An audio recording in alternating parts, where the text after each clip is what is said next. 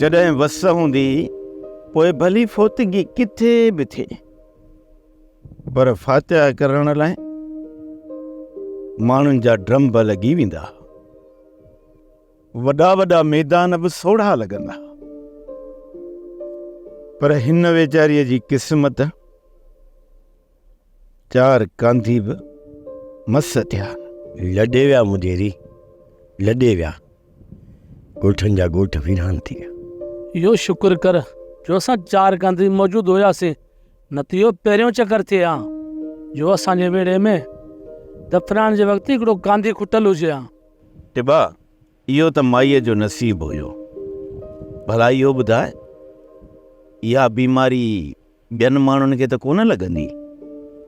टिबा, इहो सोचे ॿुधाए, जेकॾहिं बीमारी विचड़ंदड़ आहे न, त पोइ माण्हू उन जो ख़्यालु रखे।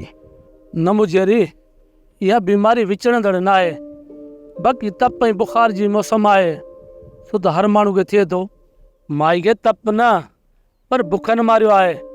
घटि मानी खाइण जे करे वीचारी कमज़ोर थी वई, ऐं मथां वरी बीमारी, वीचारी कीअं सट सही सघंदी। हाणे उमेद ऐं आसरो आहे रांझनि में।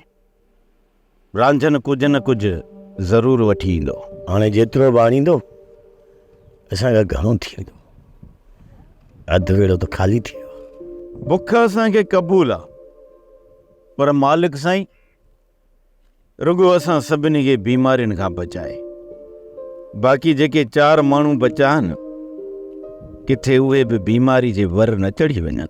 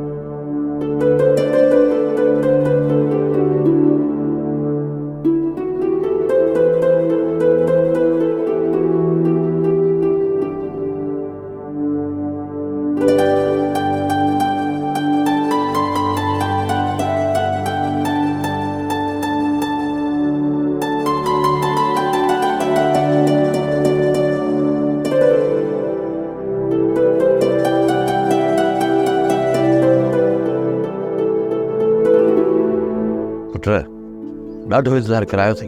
मुंडा मां साहब हीअं वञे पियो, वरी हीअं वञे पियो, वरी हीअं हथ खे ॾिसे पियो, वरी हीअं वञे पियो, वरी हीअं वञे पियो, अलाए छा पियो थिएसि। हीअं वरी हीअं छा?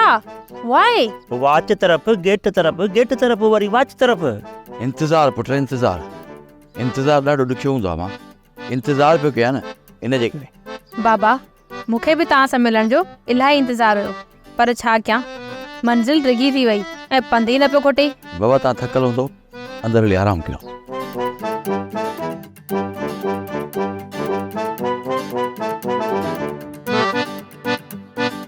यार कमाल न थी वियो। थकबो त माण्हू उहो आहे जेको काछे मां पंधु करे अचे।